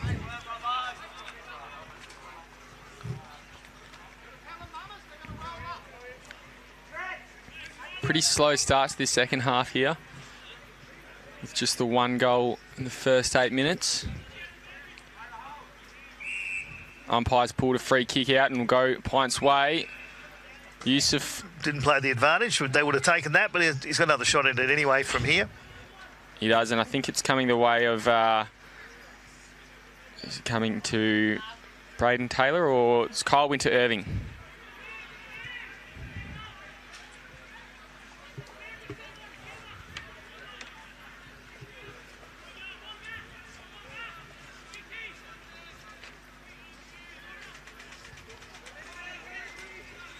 As he lines it up. Waltzes in, kicks, a bit too much on it, and it's just a behind. So Pint moved to 2-2-14. And Nick, we talk about these sorts of games and you need to make the most of your opportunities. It's probably a gettable one for Pint. That's two that they've had were gettable. There's no, even though there's a bit of rain around, there's no real wind to say of. So they should have, kicked a couple of those and got themselves right back in this game. Nyhouse from fullback kicks it out. Only to a Pint player. Nearly took the one-handed grab. Nyhouse did, coming back the other way. Finds someone this time in Politis. He kicked that last goal, a ripper off the pack. He goes long down that far wing to a pack. And again, the Nightcliff players just managing to hold on to it a bit better in the early stages of this third quarter. Can they make Pint pay? Kick comes forward. Plenty of space in that forward line now. Philo, he gave a handball away mid-air. Yeah, not sure the other arm got anywhere near it, but he got away with it. Bit of a flying handball. It's found the boundary line. I mean, Pint get those 2 goals. They were right back in this because this pressure game the Nightcliff are playing, it's very hard to do that for all 4 quarters. So there will be some space open up there even in the wet day. Jones gets the hit out for Pint. But again, still scrappy. Joe Phoenix at the bottom. Now, Chiavarella for Pint. Umpire calls for my ball.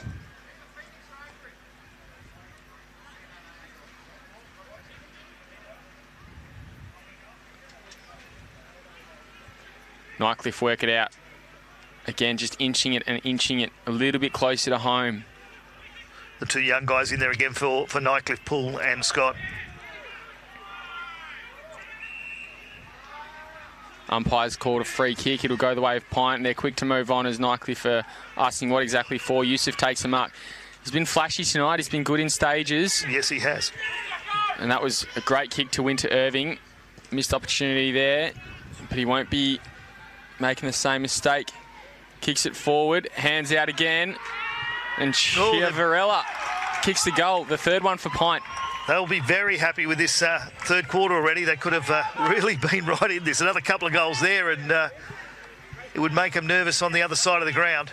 Yeah, absolutely. And we sort of talked about, Pint have been good at making those rebounding attacks, making the most of turnovers, and we hadn't really seen a positive outcome for them until then. And they just worked it forward perfectly, had players running, making those 2nd and 3rd efforts, and, rewarding the runners, which is exactly what happened there. Chiavarella, who's had a pretty good game so far, he gets rewarded with the goal. Margin now back to 27 points. It's 7 goals, 5-47 to 3-2-20. Nightcliff leading Pint at Darwin Mazda Nightcliff Oval. And taking the ball up is young Josh Cooper, 15 years of age and 48 days. He's in there at the centre of the ground, and he's done a great job. Yeah, he's done fantastic. He's obviously a small tacker out there, but he's definitely holding his own, and he's got the confidence of a very experienced umpire. So looking forward to his progress over the years. And great news for the boys out there as well. They're taking a lot of respect for him as well. They've looked after him, and it's great to see the guys out there working with the young umpire. Jones with the double-handed hit out there, or the double tap hit out. He gets it back now, throws it on the boot. Another big high one. And Nightcliff looks like they'll be able to sweep up the ball and rebound, or maybe not. Howe gets the hands out. Now Pint with it. Another opportunity. Goes to Dundon, kicks towards goal, and they've strung two together. I think he's saying touched. Is the goal ump? No, he called it touched. Touched on the line then. So Dundon nearly added his name to the scorers list. Nyhouse will kick out from fullback. Just a short, sharp one.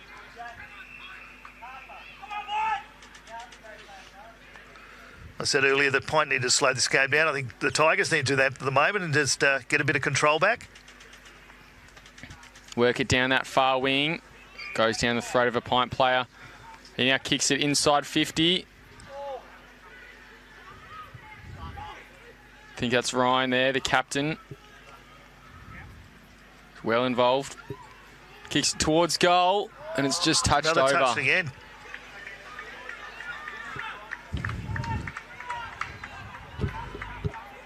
Well, the Pint coach, Shannon Mott, will be very, very happy with this third quarter football. They've showed there's a lot of what we were talking about earlier in the game, that they're going to look really good on a dry day. Yeah, look, there's promise. I think you'd always like to see a bit more score on the board. They've only kicked the one goal, and they probably could have kicked 2 or 3 so far. But Motlop will be happy with the effort nonetheless.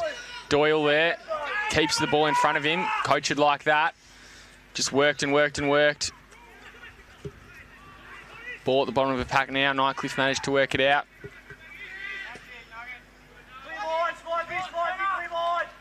It's not quite marked there by Smythe. And Nightcliff could be away here out the back. Great defensive effort. Look at the Pint numbers all running back there. They're not giving up without a fight. Jones hands it over. Ooh, dangerous ball back into the middle there, though. Taylor, I think, coughed it up. And the Nightcliff forwards danced a couple of times, danced around a few plays. Ball hasn't made the distance. It's come to a halt in the wet. And it'll roll. No, stays alive. Pint probably need to slow it here as well. Bounces past 2 players. Nightcliff forward picks it up. It's Philo. Runs, gives it hands off. Nyhouse with a quick chip inside 50. Can't take it. Here's Philo again. Kicks it towards goal, and it's rushed through. Not yet. Lots of pressure. Now goes to Motlop. He kicks it out. Harper can't take the intercept mark, but there's a free kick, and Harper will play on. Absolutely sprays it. Probably should have taken his time. Absolutely. Goes across into the other pocket. Umpire will call for a throw-in. I think by the time the umpire blew the whistle, then he was already made up his mind what he was going to do, and he just kept going through with it. But, yeah, he should have took back and took a breath there. Yeah, particularly in these conditions. There's no point rushing if you get a free kick, because if you're just going to turn it over, you might as well take some time, take some space and work. Think through your thoughts there and think through what you're going to do. Nightcliff again. Nyhouse gets the ball out. Snap forward for Nightcliff. Defensive fist coming in from Pint. Lots of pressure, and it's a hot ball down there. Now comes out to Bowen. Now got a rag around his head.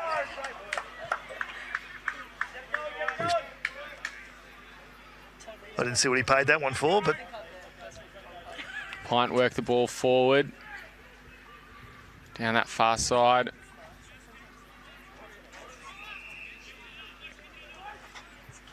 Certainly looks like Nightcliff have taken a bit more of a defensive approach these last 5 minutes.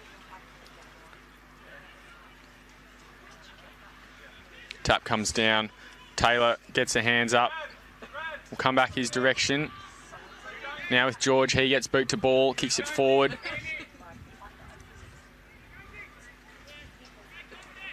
Bounces through a few. Nathan Brown kicks it forward.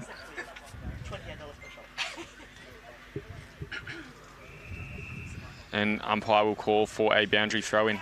As you can see, we're right by the interchange again. Gate here for PINT. The boys are getting ready to come onto the ground. Yeah, it's not easy with the ball stuck around that other side there. They've been waiting here for a while, I think. Keen to get their teeth back into it. Mullane goes on for George. You can see him running across the ground now to get into the action. There's a fair bit more water on that side of the ground than there is in this side of the ground, and certainly on the cricket pitch, as I said before. And PINT have the numbers over there. The question is, can they work it forward successfully? And again, they just not really looking where they're kicking it. They're just throwing it on the boot, and time again, just goes into an opposition's hands for a mark. Yeah, it's just been that kick. That's the one that stopped them all night, and then a bit of accuracy would, another 2 or 3 goals on the board, and this is a different game. But that's this kick here. They're just getting cut off by the Tigers. There's Motlop with a boot forward. Ball again finds itself at the bottom of a pack. It's a slippery pill.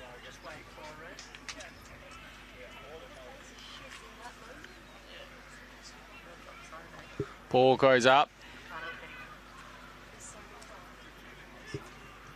PINT work it forward again. It's bouncing. Good speed. Oh, ambitious there from Ryan. I think he's kicked it out on the full. On the full, or has it bounced onto the post? I reckon it might have bounced onto the post. Oh, so he's just... yeah, I think he was trying to be conned out of it by the Tigers boys, but it did bounce onto the post. Yeah. Comes in now. Winter Irving gets the hit out. Wine's there as well. Shawnee Wilson with a big clearing kick. I think Doyle got a fist into it for PINT. Wrapping it up again. They have been competitive in the air and at the ruck today, PINT. They've certainly not getting beaten by height. He wins the ruck again there. Ball goes forward. And Smythe dispossessed. Free kick going Nightcliff's way. You can see by the way that ball bounced there, that pitch is very wet on that side. Plenty of water in the ball as well, I think. Just a quick one across from Politis to Geekus. He'll now come out to Jackson, just in front of us here. He assesses his options. Doesn't really know where to go. Changes his mind last minute, goes tight down the wing. And again, gains some meterage. I don't know if I'm imagining things will, but I think it might have stopped raining. You might be right. I haven't even thought about it. It's almost slowed to a halt. I don't think that'll change much of the dynamic of the game. It's still going to be a wet, slippery and heavy ball. Ball comes back in now. Tap down. Out comes Fennerty for PINT. First time I've called his name tonight, but he might have been picking up plenty of the pill on the other side of the ground. It's one of those sorts of nights with the rain coming down. And boundary line finds it again. So we'll have a throw in the PINT forward pocket.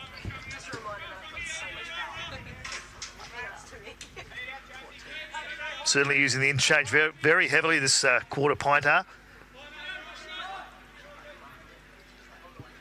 Ball comes in now. Big clearing kick from the Nightcliff defender. And there's a siren. Yeah. So at 3/4 time, Nightcliff well and truly in control of this game. They lead by 25 points. It's 7-5-47 to PINT. 3 goals for 22. And we'll see what the final quarter has in store for us. We'll be back after this short break.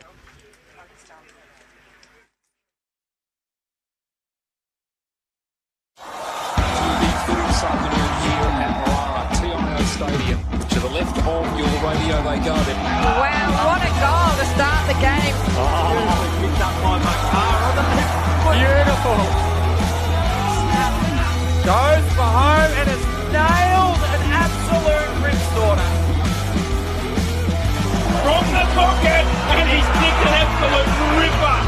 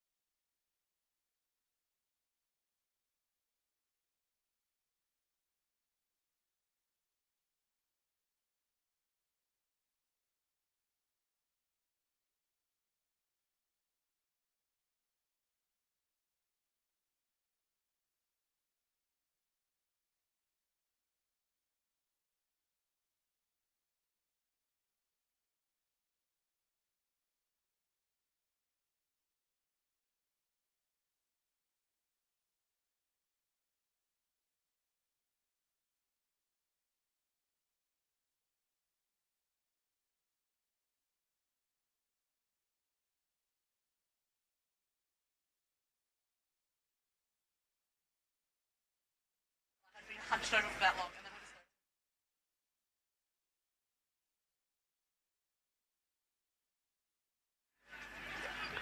Welcome back to the AFL NT's coverage of the 22-23 TIO NTFL season from Darwin, Mazda, Nightcliff Oval. Joining me, Will Czar. Great third quarter by PINT, very impressive, and unluckily they didn't get a couple more and get right back in this game. Yeah, unfortunately just the one goal to Chiavarella. I hope I haven't butchered that pronunciation there, but PINT definitely looked a lot better in that quarter than they did the first half. Hopefully they can bring that a bit more and reduce this margin. It's 25 points, as you can see, 7 goals, 5-47, Nightcliff leading PINT 3-4-22. But Nightcliff has definitely been the better team over the journey of the night, and yeah, all the same, it's still good to see PINT make their debut in the Premiership, in the Premier League here, the NTFL Premier League.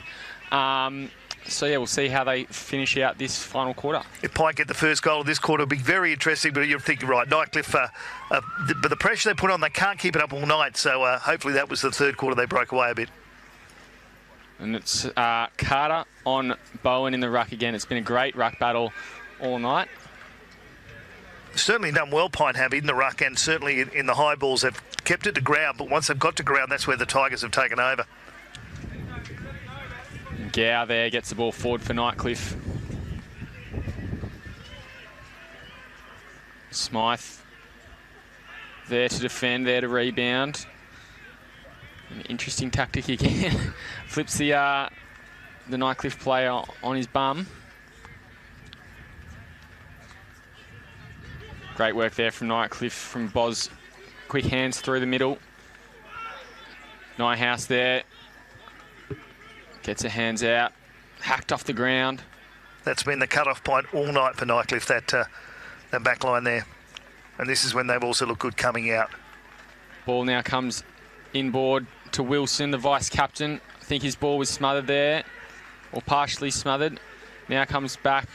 I think that's with... That's a goal. I think that was Gow again. He's started pretty well this final term.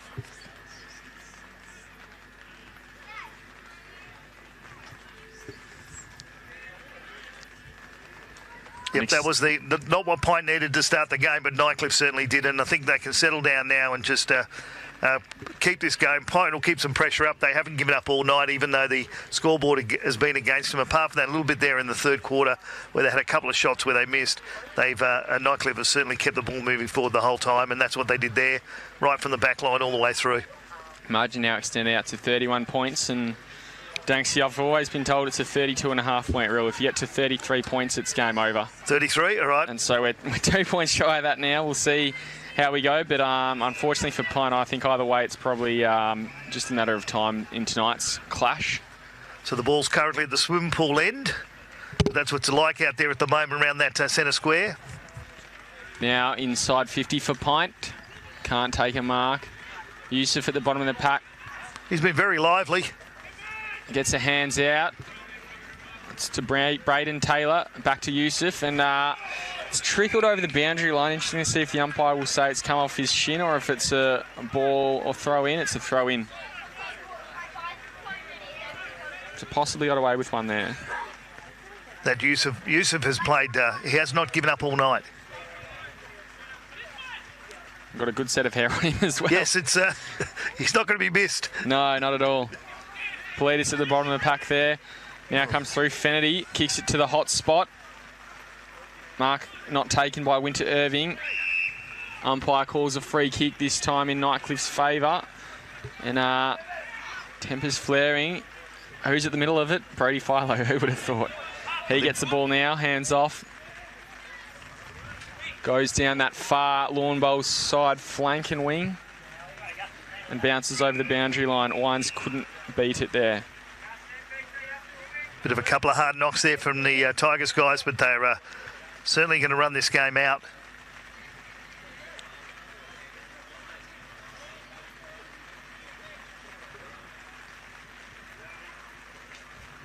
Umpire throws the ball in. Now comes out to Scott. He's been fantastic tonight. And as you notice, the rain is back. Good crowd here today from both sides, from the Tigers and certainly from Pint for their debut game. Their crowd's been great.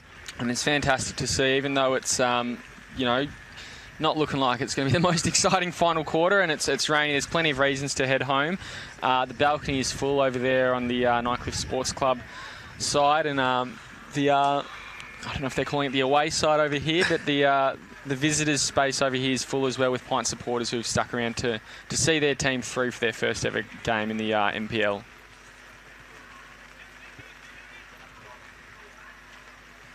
This might be a nice night back in the club or a luncheon there tomorrow. It'll be a nice day. Ball comes back in. Bowen gets the hit out. Wilson wrapped up by Yusuf. Gets out to Carter. Umpire calls a free kick. Yeah, he's paid that for a bit rough. It was a shame. He did go in for the tackle. He just didn't finish it off properly. He finds Scott.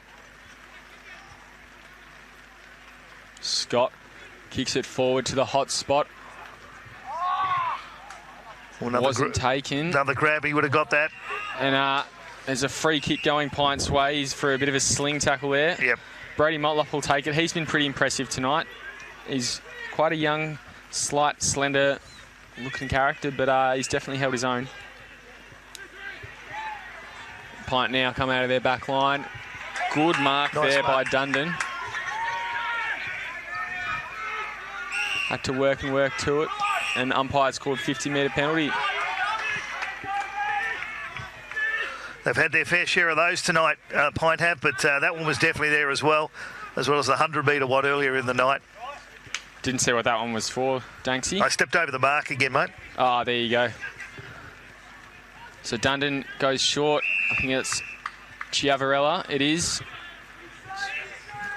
Possibly just outside his distance. He thinks so too. So he goes short. Can't find his man. Probably not a smart move in a day like today. Nyhouse clears it out through Geekus. Only as far as I think it might be Brody Motlop again. Looks to play on. Looks to move it quickly. Goes long to the hot spot. Oh, couldn't quite take the mark, Winter Irving. Still on the ground. And it's a free kick going Pints' way. Holding the ball. So it's coming to Alex Harvey. We think he might have kicked Pints' first ever MPL goal. Could be lining up for his second here. If not, he'll add his name to the scorers list.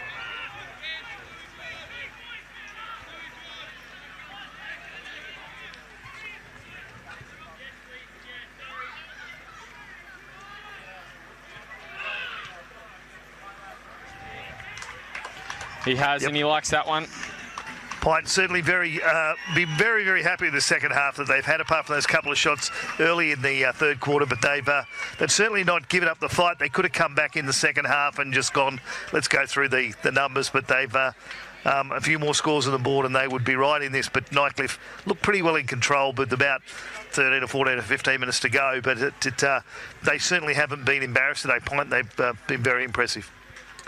And they reduced the margin back to 25 points. It's 8 goals, 5.53 to 4.28 as we hit the 7.5-minute mark of this final term.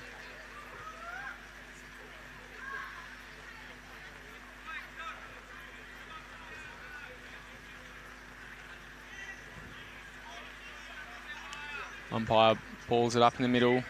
Bowen, he's been pretty good tonight. Gets it to Eilert. He's been a bit quieter recently, but coming back into the game. Good fist there. I think it was from Gow. Ball, just a bar of soap down there in front of us. Yeah.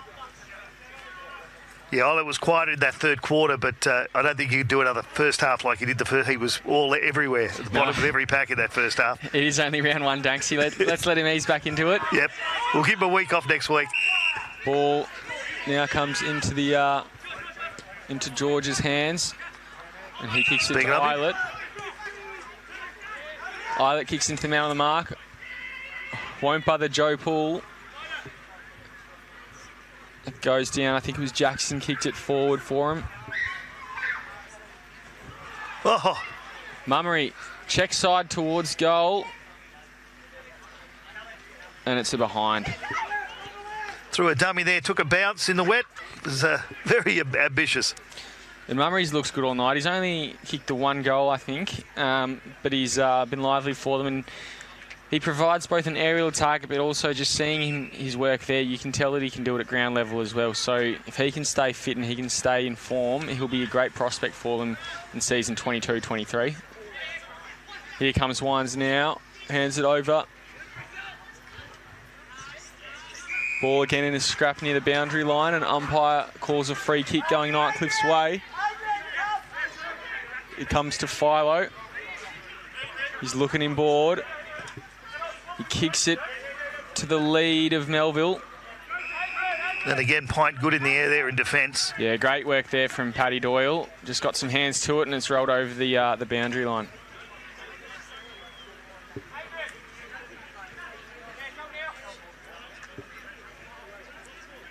And Doyle will be a another key player for PINT this year at that fullback or centre-half back position. We've already seen a great deal of work from him today, just keeping his opponent at bay. There he is again. Not a great kick from him there. There's been a few of those today. Wilson can't take it cleanly either, though. Eilert will have his turn. Nearly got his head taken off. Think he tried to play for it. Umpire says, I'm not buying it. We'll have a ball up.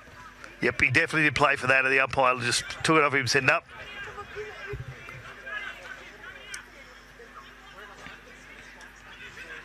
Robinson got the hit out there for Nightcliff. And I think it was Wilson who, or it might have been Mummery who went for the sort of the flying side kick. But it's just gone through from behind.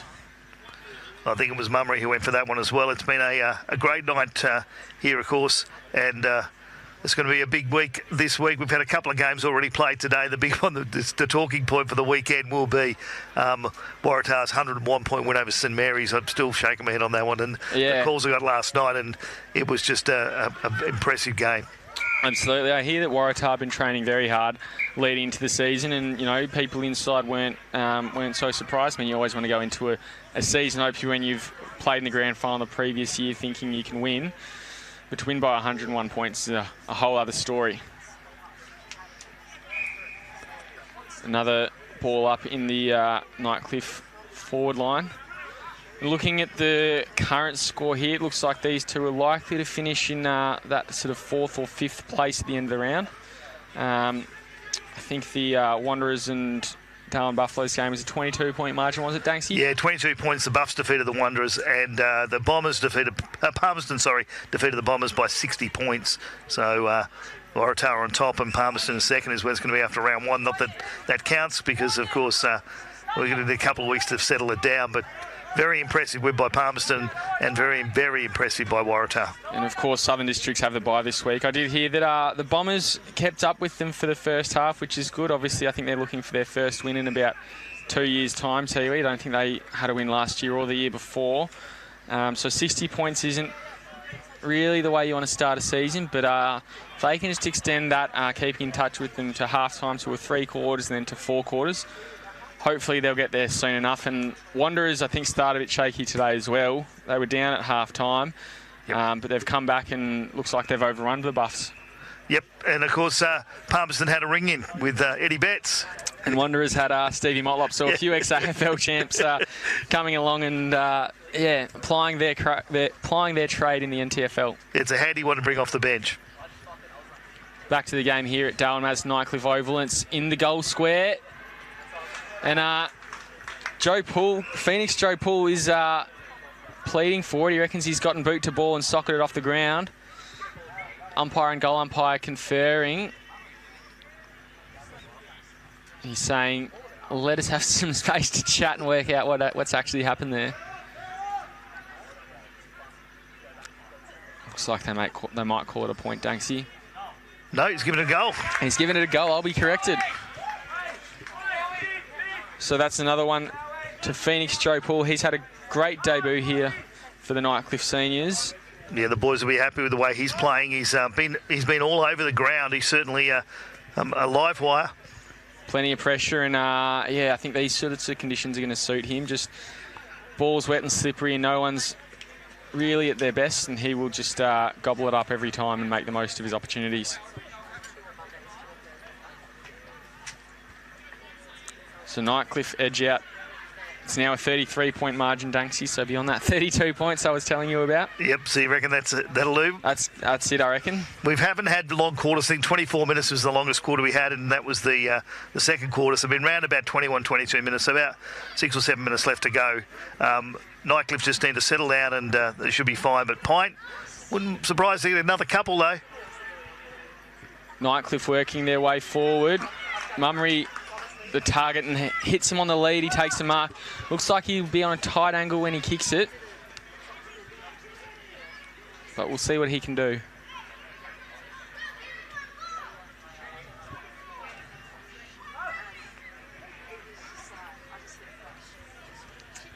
So Mummery has been very impressive today.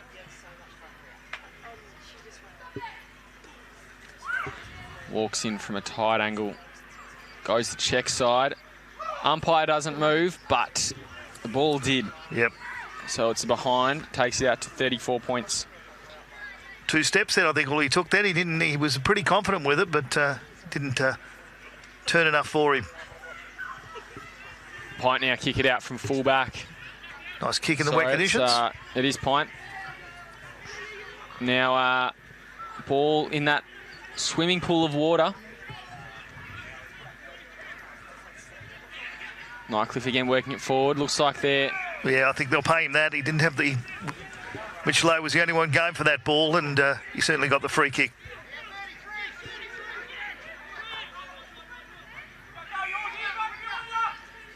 Pint get a bit of run together.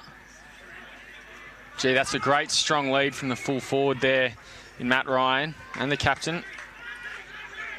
He'd love to get a goal today. This is when they've looked good, Pint, when they've managed to string a couple of passes together. I think that's the big fella, Brock Carter, he's found in the forward pocket. Already has 1 goal to his name.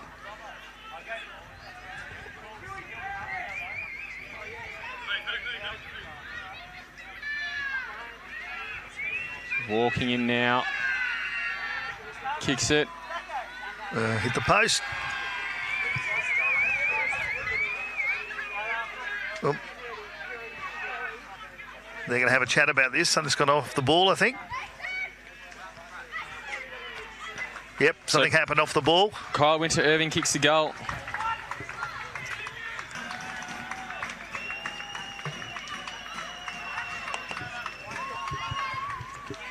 So probably not a free kick that Chris Barks would be that pleased to see given away at this late stage in the game. I know it's still a 28-point margin, but you don't want to get into a habit of it, of giving away cheap, silly free kicks in front of goal, do you? Yeah, there's been a couple that I reckon they'll talk about next week at training. There's that one, of course, the 100-metre penalty earlier in the game for the second goal. And even the first one, they certainly ran out of defence pretty easily. So there's 3 that I think he'll have a look back at next week and have a chat to the boys about.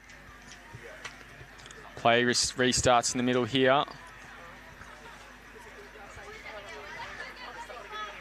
And Carter, he got the hit out there. He's been very impressive. There's definitely talent to play with for Shannon Motlop, and I think it'll be a fruitful first year for Pint, for the men in green and gold. Yeah, I think there's some other clubs watching this game tonight will be going, they're going to put up a good show this season. Ball now comes out. Pint working it forward still. They're not giving up. But here come Nightcliff. Wilson squeezes it onto his right. Doesn't hit a target. Now comes back to Paddy Doyle. He's been good as well in that back position. Ball works itself through. Now comes out to Yusuf. He goes back to Taylor. It's out on the full hit late.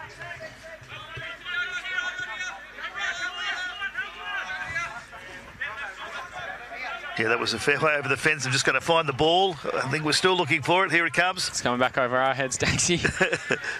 It'll be Philo taking the kick.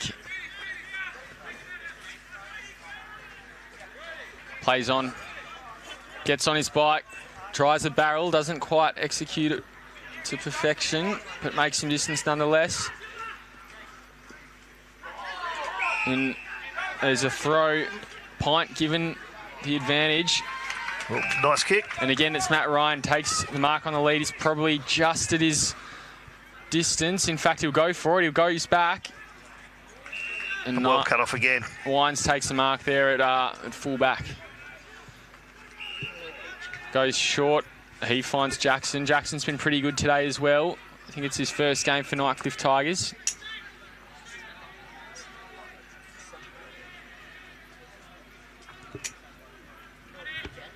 Now working the ball down that far wing.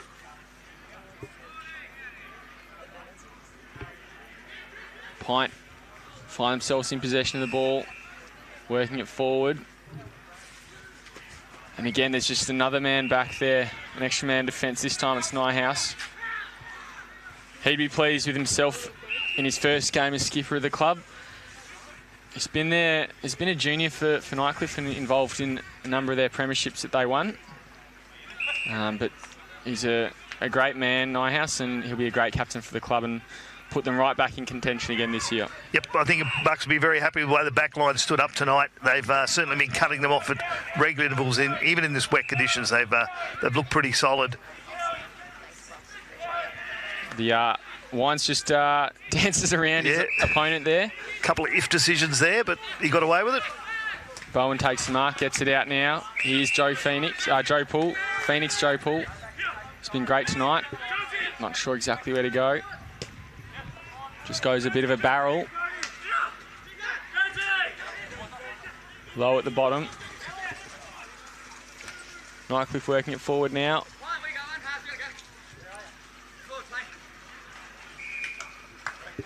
And umpire has pulled a free kick. Yep, sliding him with the feet there, I think, and took his legs out from underneath him from behind. So, and that umpire there, young Josh Cooper, he's done very well tonight in debut as well. It's not just the players, it's the umpires with their debut, Danksy. Yeah, and Callum Loney as well debuting today. So both the young guys, but Josh Cooper at only 15 has done a beauty. But another quick quarter, 21 minutes. That's it, mate. That's it. It's Nightcliff taking the points in the end. 9 goals, 862.